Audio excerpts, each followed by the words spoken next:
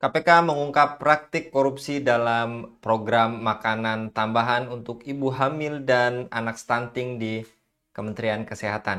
Pelaku mengurangi nutrisi dalam biskuit dengan memperbanyak gula dan tepung sehingga gizinya tidak memadai.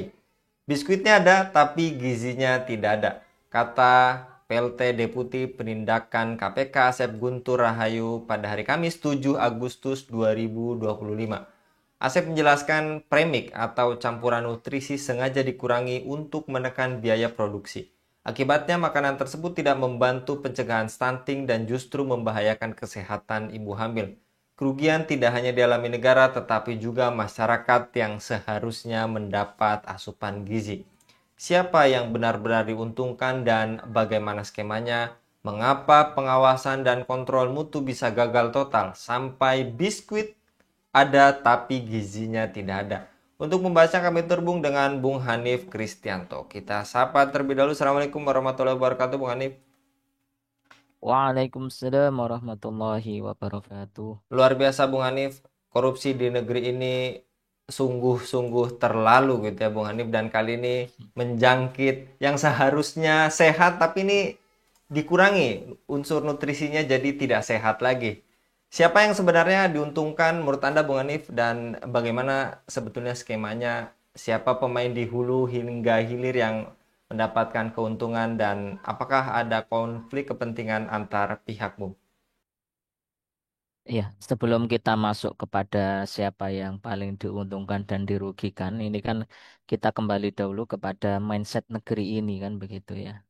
Kalau segala sesuatu itu ditenderkan ya, kemudian negara juga berlepas tangan dalam artian m- sekedar memberi dana, lalu ada yang mengerjakan tanpa ada kontrol yang ketat dan sebagainya ya, sama saja ini tidak menyelesaikan sebuah persoalan yang lebih mendasar lagi ya.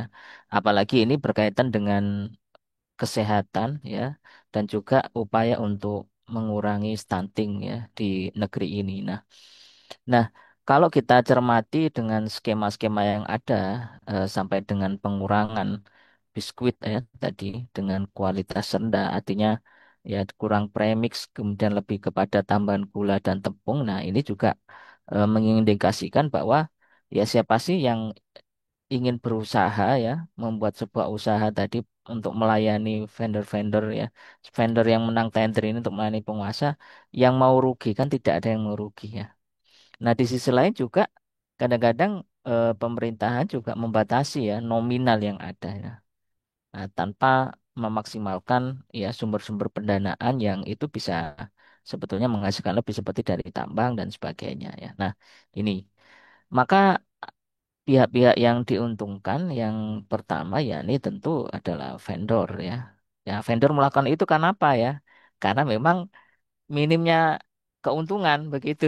Kan wajar ya karena mindsetnya ada mindset untuk berbisnis ya mencari untung bukan melayani ya seharusnya yang lebih pada aspek ini itu negara yang lebih berperan yaitu apa melayani kebutuhan rakyatnya termasuk juga gizi kesehatan makanan dan sebagainya. Nah ini harusnya negara langsung gitu loh ya. Kalau lah nanti menunjuk vendor, nah itu sebagai pelaksana saja gitu ya. Nah gitu. Jadi pelaksana dengan cara apa? Tetap tanpa mengurangi keuntungan ya. Karena ya mungkin sebagai uang lelah kan begitu ya. Ya, ini.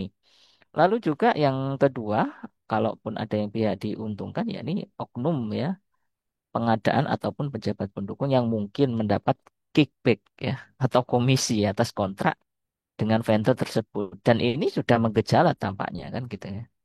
Nah, meski juga tidak secara terus terang dipublikasikan ya, tapi secara dalam perjalanannya itu kadang-kadang ya mereka harus membayar fee lebih dahulu. Nah, yang ketiga juga pihak-pihak di hulu ya termasuk unit pengadaan mungkin di Kemenkes dan pembuat kebijakan pengadaan yang bisa jadi terlibat ataupun ada kelalaian. Nah, ini yang lagi-lagi kalau negara hanya sebatas regulator ya ya seperti ini terus menerus terjadinya jangankan masalah makanan kan gitu ya membangun jembatan membangun fasilitas umum kan kita juga sering ya eh, mendengar berita-berita tadi ya baru dibangun berapa bulan sudah rusak ya jembatannya ambrol misalnya, ataupun yang lain. Nah, ini itu kalau negara sebagai regulator ya. Nah, sebenarnya negara ya harus lebih masuk kembali. Nah, karenanya kalaulah ini terjadi maka ya ada sebuah jalan keluar biasanya antara vendor ini sepakat memasuk produk tidak sesuai spek ya. Sementara pejabat atau pengawas juga tidak ada audit mutu independen. Nah, jadi dua saling menguntungkan. Akhirnya apa?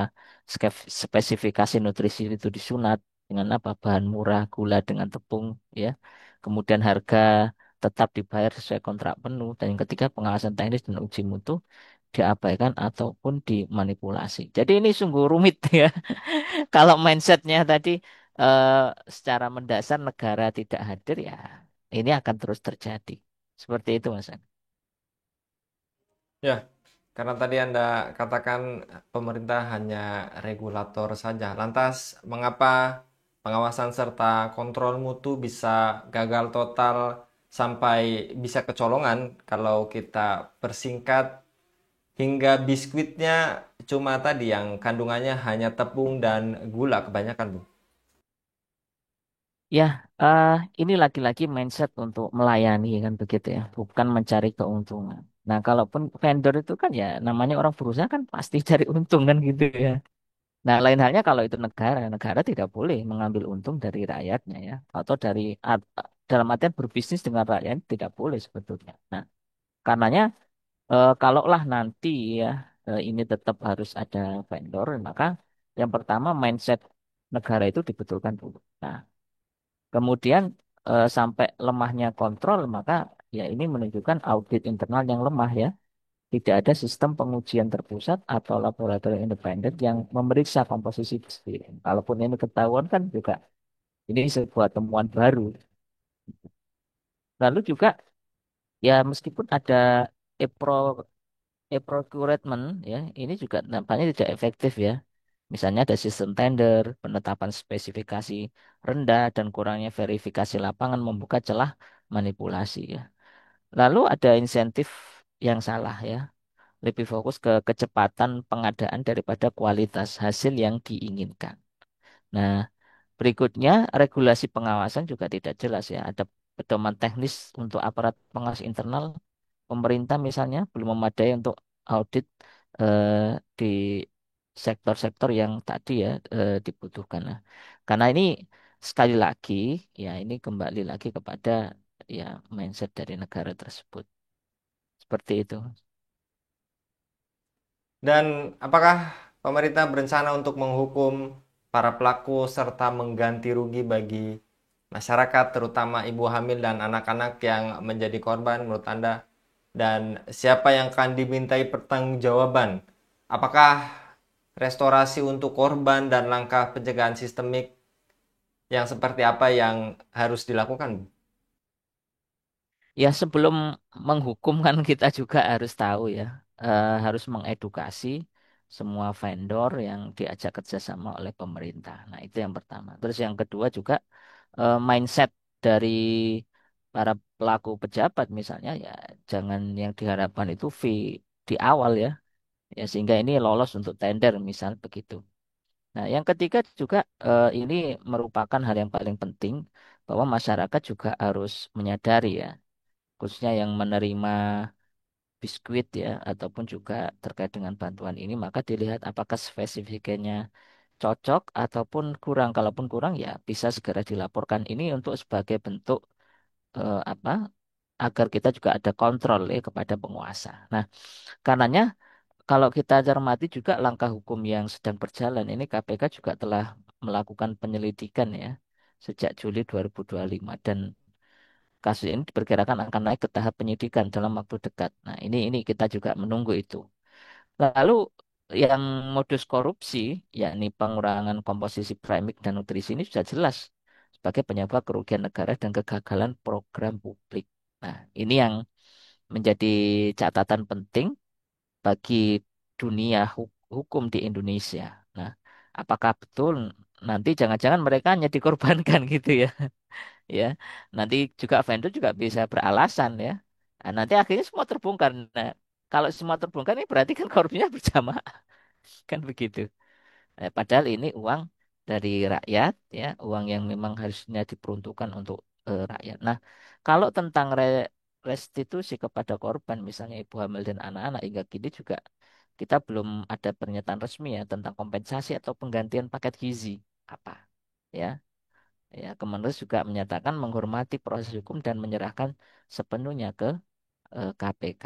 Nah, ini yang juga menjadi catatan penting bagi kita kan gitu ya. Nah, kalaupun nanti harus ada ya pengganti, misalnya pemerintah juga perlu mengganti produk bergizi yang rusak dengan paket gizi alternatif. Misal telur, susu, premix yang valid ya. Lalu juga karena tadi ada kekurangan gizi ya harusnya ada pelayanan medis atau pemeriksaan kesehatan khusus untuk ibu hamil dan anak-anak yang menjadi korban yang atau yang terpapar tadi. Nah, berikutnya juga bisa transparansi publik ya, ya masyarakat ataupun khususnya yang menerima bantuan tadi ibu hamil dan juga anak-anak ya itu mengumpulkan informasi ya, ada laporkan temuannya, kemudian ada audit dan juga ada roadmap pemulihan ya. Nah, sekali lagi yang ingin saya tegaskan bahwa dari kesemua peristiwa ini menunjukkan bahwa ada hal yang perlu diperbaiki, ini apa? Sistemik, sistem kehidupan ini. Nah, makanya mindset dari negara itu kan seharusnya menjadi pelayan bagi rakyat. Nah, apapun itu. Nah, kalau ada pihak-pihak diajak kerjasama, maka negara juga harus memahami bahwa vendor ini juga butuh yang namanya biaya operasional, keuntungan, dan sebagainya. Maka itu juga harus difahami oleh negara. Nah, jadi tidak terus nanti cari keuntungannya dari mana ya. Vendor kalau nggak ngurangi bahan-bahan itu. Ya juga kalau kita menyalahkan juga tidak salah juga gitu ya. Nah, jadi yang harus harus berbenah diri itu adalah penguasa negeri ini. Ya, makanya saran kami agar ya siapapun itu yang diberikan amanah untuk mengurusi urusan rakyat, maka seharusnya dia apa mengemban ini dengan bijak dan benar. Lebih-lebih dia juga harus taat kepada Allah dan Rasulnya. Ya, seperti itu Mas Anggi. Baik, jazakallah Bung Hanif untuk paparannya pada kabar petang kali ini. Semoga kejadian ini tidak lagi membuat yang seharusnya ibu hamil dan anak-anak stunting semakin bergizi justru semakin terpuruk. Jazakallah sekali lagi Bung Hanif untuk paparannya pada kabar petang kali ini. Demikian pemirsa Ilava News, dukung dengan subscribe, share, dan like. Semoga menjadi kebaikan bagi kita semua di dunia dan di akhirat. Saya Anggi Suara diundur diri. Assalamualaikum warahmatullahi wabarakatuh.